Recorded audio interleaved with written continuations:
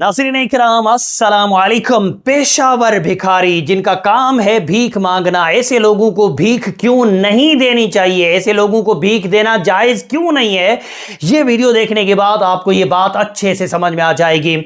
ये वीडियो कर्नाटका का है, 2 दिन से वायरल हो रहा है। वीडियो में आप लोग देखोगे खातून थी जिसका काम था भीख मांगना, मस्जिद के आगे भीख मांगना, रोड के पे भीख मांगना, सारी जिंदगी वो भीख मांगती रही।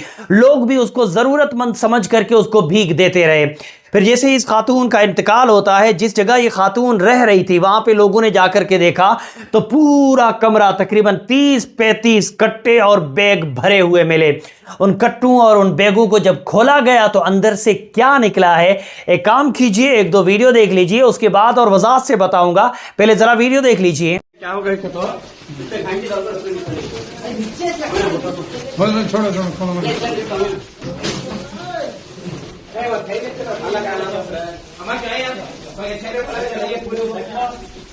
अभी है क्या ओके पूरे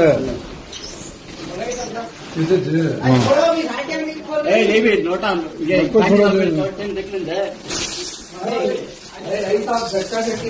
आराम से ऐसा पूरा घंटा मल इनको क्या जो चालक ने ये सुबह करी सिंह सुबह गिनी सुनो ने जुनैद जुनैद बुलाओ से जुनैद को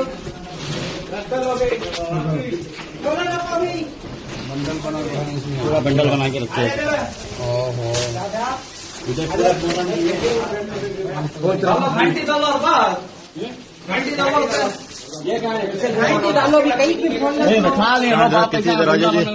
क्या हो गया छोड़ो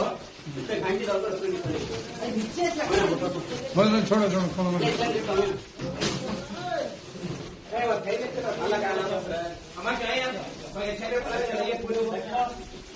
अभी है क्या ओके पूरे 30 बैगों में रखी नकदी की गिनती अभी बाकी है। घर से बरामद नकदी को फिलहाल गुथालू की मस्जिद को सौंप दिया गया है। मुस्लिम समुदाय के नेताओं ने हूर उन्निसा के रिश्तेदारों को मामले की जानकारी दे दी है। उनका कहना है कि बाकी रकम की गिनती रिश्तेदारों की मौजूदगी में की जाए। सबसे बड़ा सवाल यही है कि भीख मांग कर जिंदगी गुजारने वाली हूर उन्निसा के पास सुबह गिनी सुनो ने जुनैद जुनैद बुलाओ से जुनैद को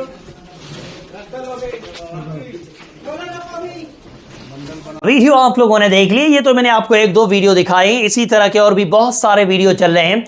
इन वीडियो में आप लोग देख सकते हो कि लोग जब उस भिखारन खातून के घर गए तो वहां पे इनको कट्टे मिले, बहुत सारे सीमेंट के जो कट्टे होते हैं वो भरे हुए मिले। उन कट्टों को खोल करके जब देखा गया तो वो सारे कट्टे नोटों से भरे हुए थे।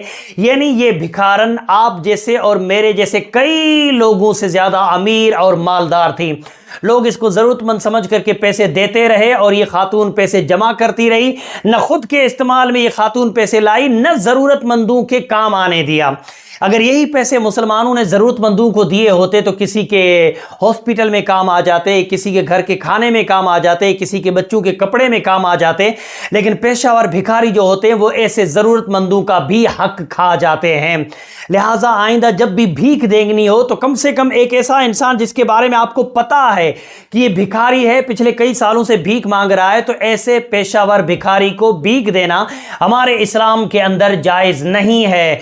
मैं मानता हूँ आप लोगों का नरम दिल है, आप उनके पुराने कपड़े देख के भीख दे देते हो या उनको ज़रूरतमंद समझ करके भीख दे देते हो। आपकी इसी अच्छाई का फ़ायदा उठा करके एक पूरी भिखारी कम्युनिटी तैयार हो चुकी है। और तो और मुसलमान तो छोड़ो, बहुत सारे गैर मुस्लिम भी टोपियां लगा करके, बहुत सारी गैर मुस्लिम खवातीन भी बुर्के पहन करके भीख मांग रही हैं और आप उनके घर भरे जा रहे हो, जबकि उनके घर ऑलरेडी भरे हुए पड़े हैं। आपने अक्सर छोटे छोटे बच्चों वाली खवातीन को देखा होगा। आपको पता है उनके शोहर कहाँ होते हैं? उनके शोहर घरों में आराम कर रहे होते हैं।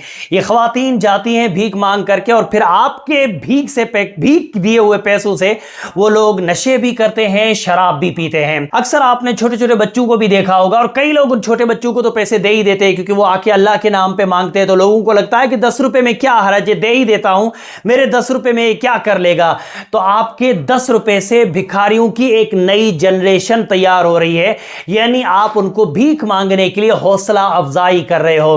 लिहाजा छोटे बच्चों को, ख़वातीन जो आती हैं, छोटे छोटे बच्चे अपने साथ लेकर के, और जिसके बारे में आपको पता है कि ये भिखारी है, भीख मांगने आते हैं, कोई जुमेरात को आते हैं, कोई बुधवार को आते हैं, दिन बांट रखे हैं इन भिखारियों ने, संडे को मैं फला मोहल्ले में जाऊंगा, जुमेरात को मैं फला मोहल्ले में जाऊंगा। जिनको पता है आपको कि ये हमेशा आते हैं, उन लोगों को भीख देना हमारे इस्लाम के अंदर जायज़ नहीं है। अगर आप दे रहे हैं तो आपको उस भीख देने का सवाब नहीं बल्कि गुनाह होता है।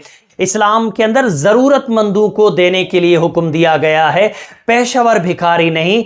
तो ये खातून पेशावर भिखारी थी और इसके जो बैग भरे हुए थे उसमें से लाखों रुपए निकले हैं। उन लाखों रुपए में कई रुपए सड़ गए, गल गए, बर्बाद हो गए, लेकिन इस खातून ने ज़रूरतमंदों के काम नहीं आने दिए। कई ज़रूरतमंदों के काम जो पैसा आ सकता था वो ये खातून लेती गई और दबाती गई। बस इतना सा वीडियो देख करके आप समझ गए होंगे कि आइंदा आपको भीख किसको देनी है। वीडियो मेरे मुसलमान भाइयों तक पहुंचाइए ताकि मेरे मुसलमान भाई ये सारी चीज़ें देखें और अक्ल का थोड़ा बहुत इस्तेमाल करें। बोलने में, समझाने में कमी बेशी गलती हो गई हो तो मेरी इस्लाह करें। अस्सलाम वालेकुम।